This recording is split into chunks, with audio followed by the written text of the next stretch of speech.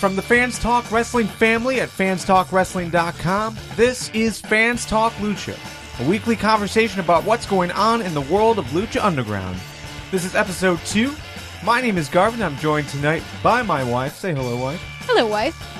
And we are one of 2 married wrestling podcast teams. Today, we talk Season 1, Episode 12 of Lucha Underground on the El Rey Network, which aired on January 28th, 2015. So yeah, again, this is our second episode.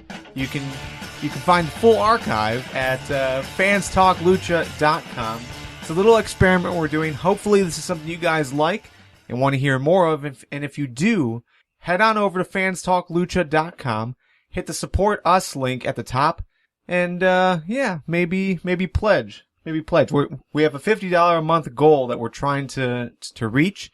You guys can help us reach that milestone by pledging as little as $1. Alright, so this week on Lucha Underground, quite a bit took place. I'm just going to run down the results real quick. First, they replayed the Big Rick versus Cueto story that is building. They also replayed the Puma versus Phoenix, the end of that match with Puma winning, and the basic debut of Cage as far as in that scene, in that title race. So, backstage, Cueto meets with Cage as he works out. Kinda weird, but we'll talk about that whole segment. Will Muertes lost to Phoenix via pinfall. They also showed a scene of Cage fighting with some people outside, so a lot of heavy video package content for Cage, the machine. We also got Cisco, Bale, and Cortez defeating Arianes, Superfly, and Aerostar. We had a backstage interview with Puma, which ended up just being Konnan, and that was conducted by Vampiro. And then in the main event, Prince Puma defeated Cage for the title. He defeated him via DQ.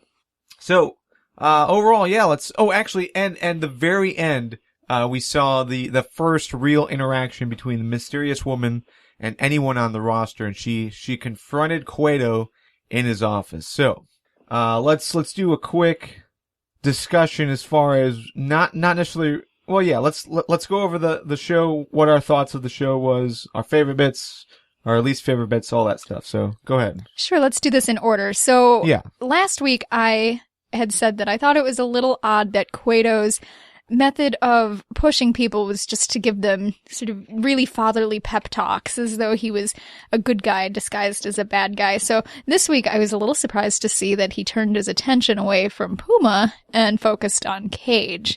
And it was obviously a good setup to Cage introducing himself later through that video scene. Sure. Now, personally, if Cage is going to be a machine, I think maybe he should be some kind of video camera, because the camera work was really crappy in that scene. So if you decide to change careers, Cage, maybe you could become video equipment. I don't know if I agree with you. I think, again, we're coming from different perspectives here, but in the wrestling industry, like, this is hot shit, man. I guess it was badass. This is very cool. From a storytelling standpoint, I really liked it. Yeah. I think that they're setting him aside not just because he looks different, but his background. Wrestling seems to me, as an outsider, as something that's so family-oriented. A lot of these guys have inherited their masks and their character names from their family members.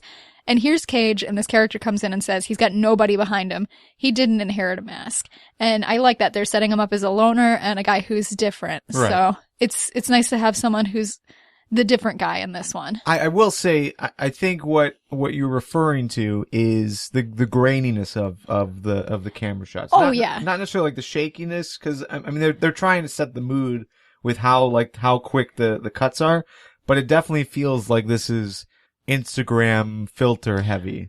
Yeah, it's definitely a little first year at art college doing a film class kind of quality to me. So, real quick, let's touch on the whole Cueto story.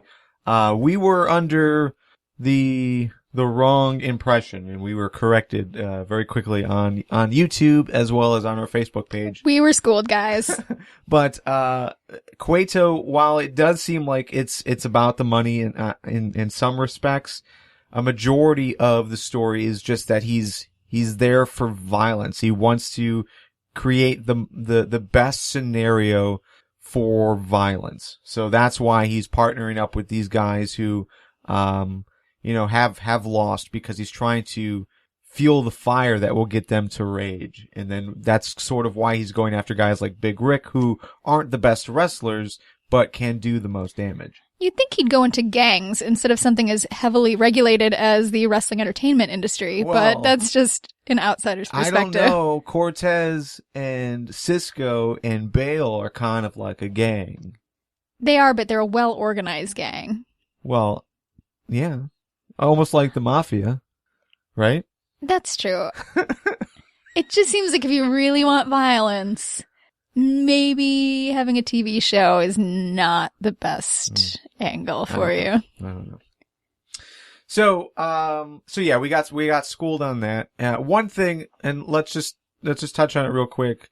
One thing that is probably going to help us move forward with all of the understanding of how these stories are being told. Nick Alexander on the Facebook page, I think, he said, bear in mind that Lucha Underground doesn't operate on the same sort of face heel roles that we see in other aspects of wrestling, be it, WWE or TNA. But instead, they use the Technico Rudo dynamic. So Technicos are the good guys that tend more toward what we call the lucha style. So, the flippy guys, those are the good guys. The bad guys are the ones who are not just rude, but they have like the brawler style. So that's why Cuerno, he's the more power guy in that story. So that's what is signifying to the live audience, and to people who are familiar with this kind of style. That's what's signifying him as the bad guy. Even though, to us, he was more of like a tweener. It was hard to tell like what side he was on. I thought he seemed like an opportunist, and I'm okay with that. Yeah. So, but I think that's going to help us, just understanding that viewpoint. I think that's going to help us understand like why the crowd is acting a certain way. However, one difference, one contradiction to that was that this audience was very pro Mil Muertes, who is a Rudo, who is, the heel of the heels. He's so good at it, though. As he went up against Phoenix, it seemed like a majority of the match, it didn't matter what Phoenix gave to Mil Muertes as far as his flips, as far as his, fast movements. The crowd was more into what Mil Muertes was doing just because he was so dominant at it. I'd like to talk about that for a little bit. Go ahead. I noticed in my approximately, 2 weeks of regular wrestling watching that the most prominent manager we've seen so far has been Katrina. Wait, let's back up. I mean, you've watched the full season. Sure, it's but not 2 weeks. I say that I watched it, but how much attention did I really pay to it? You're taking notes. The first time you're taking notes, yeah. Correct. The first time I'm really watching it to pick up on these things. So I noticed that Katrina is a very prominent manager, and this is the first very prominent manager I've really focused on in this program. And it seems to me like they are building up some kind of storyline to bring her in perhaps as a wrestler. And when you pointed out to me that she actually is a wrestler, that didn't surprise me. She's so upfront. She's got the arms and the legs of someone who does a lot of weight training. And I think that in the near future, we're going to see her come in as more than a manager, maybe even someone who's controlling Mil Muertes, because she does seem to do all the theatrics around him. I mean, he does the wrestling, but she's got the cape and she's got the stone, and the camera just loves her. So I'm hoping we'll see more. They're definitely building a nice dynamic between the two. What that's leading to, it's hard to tell. I mean, you would think that she would get involved in the matches more, but she hasn't. I mean, I think there was only the one match that she got involved in. She was standing on the apron and got kicked off. She got kicked, yeah. Yeah. So, I don't know. I mean, I think there is an interesting dynamic. You were saying as far as, maybe she has like some kind of weird power over him. Yes. I could totally see it because, they are almost treating this character like an Undertaker style, 90s, early 90s character. So, like very theatrical, very, non-normal, Strong, silent, and possibly also masquerading as Kane. So, but yeah, I like the dynamic. I like the partnership between the two. It's nice to see managers used in a proper way. And we started to see that a little bit this week, as well with Konnan. Konnan got more involved in the general dealings, with Puma. I mean, really, he's had a couple backstage segments between Konnan and Cueto, but it's been one-on-one. You rarely ever see Konnan together with Puma, even though he's representing Puma. Which is something that I find very odd. Almost like he's not really representing the best interests of his client. And in a real agent-principal relationship, you wouldn't have that sort of behavior. So it really struck out as odd to me today when we saw his interview and they were there together, but Puma didn't say a word. And I don't know if that has to do with the character. Maybe the character doesn't understand or speak English very well, but it seemed like almost like he was a controlling husband or father figure. He jumped in with a response before Puma had even a chance to change his body language to the questions. There's definitely a tease that they're building here where, most likely Puma will rebel in some fashion. Because Puma, while he has pretty much listened to Konnan as far as doing what he needs to do to become champion, he was very obviously going against Konnan's wishes when he was helping Johnny Mundo early on in the season. So, I mean, it's just weird how they've kind of separated the two the entire time. Now they're finally bringing them back together, and it's very two different sides of the story. Konnan is very firm in that, Puma really has nothing to prove, nothing to say except for what he does in the ring. And to me, it seems obvious that Puma wants to talk and wants to interact in a face style way. It's definitely a face and a heel partnership here. Seems like Konnan uses a lot of words to say, we don't have to give you words. That whole interview was, we don't have to justify this. We don't have to. But that was an awfully long interview for someone who had nothing to say. Sure. I can agree with that. So let's talk about Brian Cage. Well, let's talk about Cage. You guys know him as Cage. His name is Brian? His name is Brian. Is he also not the Messiah? No, sorry. Bogger 3K, I think it was on our YouTube, but it might have been on Facebook. He let us know, so we were debating like that statement that Cage was making, I'm not, they call me Cage because I'm not a man, I'm a cage. And we were trying to come up with better statements. Like what would have actually made sense? Bogger 3K suggested this tagline. They call me Cage because there's no escape. That's 10 times better. So much better. Like, why couldn't they have done that? That would have like solved every issue we had last week.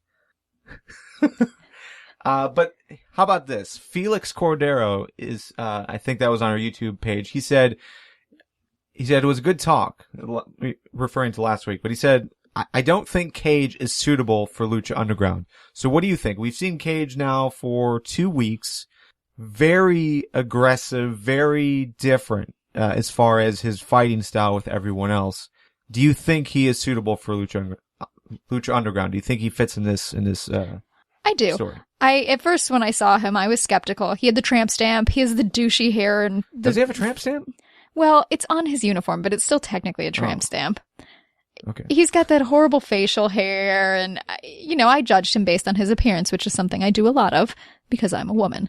So, when I watched him this week, though, in his match with Prince Puma, it was so beautifully choreographed. I told Garvin it was like watching the ballet.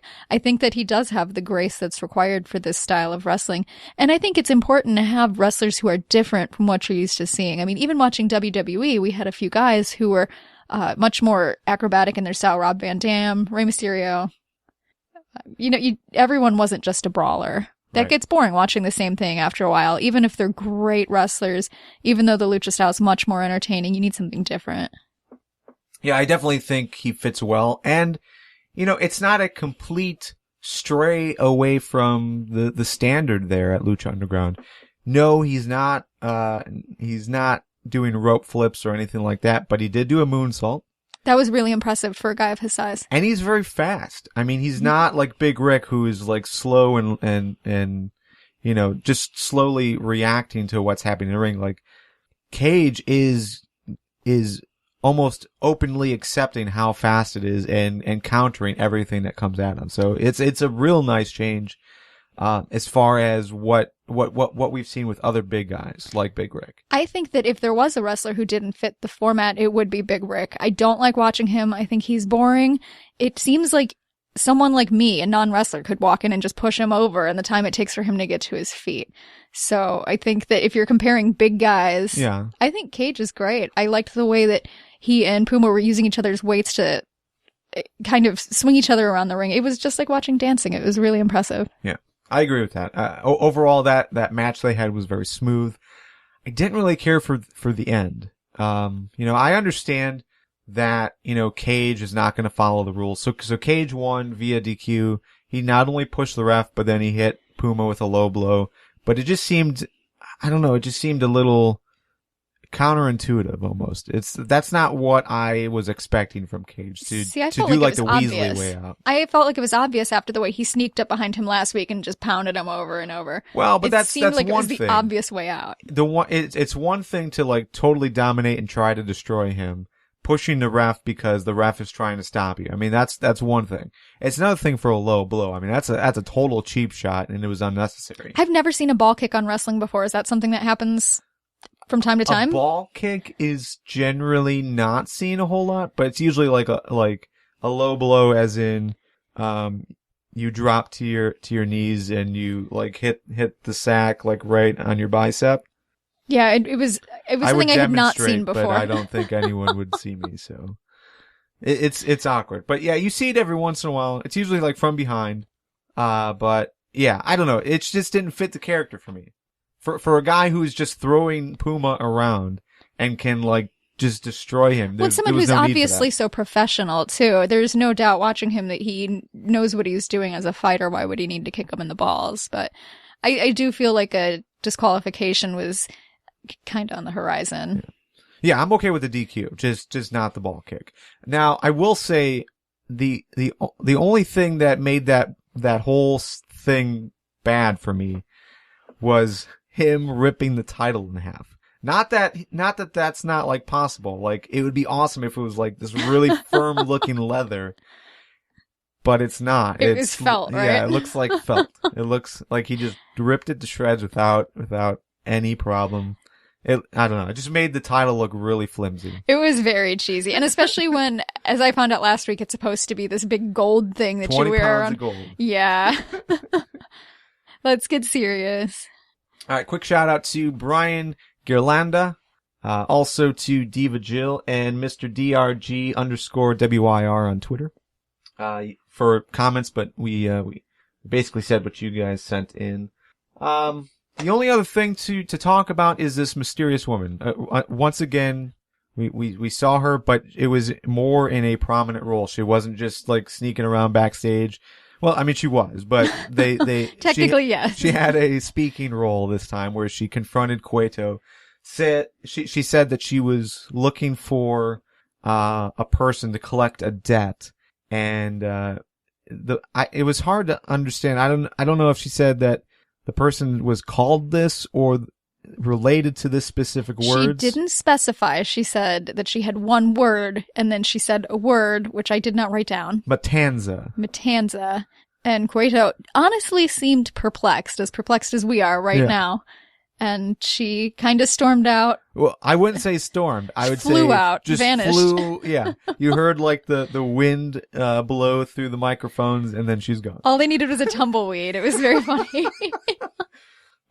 So yeah, overall, that counters our assumptions before. In that, I mean, because I thought she was going to be a business partner. Yeah, you were saying that maybe they were connected, but obviously they're not. Turns out she's some sort of bounty hunter / debt collector. And then I was wrong because I thought that they had connections backstage, you know, because Cueto would always be talking to someone even if you can't see who that person is. I thought that she was going to fill that role, but this was the first time that they've seen each other, so. I think what we can take away from this is instead of wasting your 20 pounds of gold on titles, you should use that gold to purchase security guards to guard your back door. Otherwise, strange women will burst into your office and fling you across the room. I do have to say, though, Cueto, like, peeking through his blinds, like, really, really creepily as like the a match peeper. was happening. Like, as the match was happening, like, that was weird, right? I don't know that was weird so much as all those shots from his office are cheesy, though. They're all like bad afternoon soap operas. So I think it really fit in with that, over the top, faux dramatic, mysterious element that they're going for. I don't know why he'd need to peep on his own matches, but. Yeah. All right. So next week, I wasn't able to find any kind of preview for it, but I would imagine we're going to get, some more follow up between Cage and Cueto and Cage and Puma. Maybe they'll tease a little bit more of a dissension between Puma and Konnan. Could see maybe Johnny Mundo getting involved in that because of that relationship that he has with Puma. Phoenix picked up another win this week, so maybe Phoenix is going to get put back into that title race, which would be pretty cool. And then we'll also probably get some updates on what happened to Cuerno and Drago, because we didn't see them this week. And then, I don't know what else. I predict that next week, the announcers will call each other brother about 25 times. Oh, yeah, brother. I get you, brother. So, maybe we'll get some more Chavo, brother. I would like if one of the wrestlers would just walk up to Vampiro next time he does it and just smacks him in the face. That would be really satisfying for me. Vampiro's, like, the way Vampiro talks with his hands, it's not like the normal way. It's like karate chopping every word. I don't know if you noticed, but when he was like sitting down at ringside speaking, like it was like right at the beginning. Was it like he was a robot? Yeah, it was almost like he was doing the robot, but so it was like karate chops. It was a very like rapid fire. So he's not an announcer. He's a machine. Yes, exactly. All right. Any final thoughts before we head out? No, none. I have none either. But if you like this conversation, consider supporting us by going to fanstalklucha.com and click the support us link. We've set a $50 a month milestone to keep Fans Talk Lucha going. If you want to see it continue, then pledge as little as $1 a month to help us reach that goal. $1 a month is is $12 a year. I'm sorry. Okay. That money will go to taking adult education math classes for my husband, Mr. Garvin. Okay.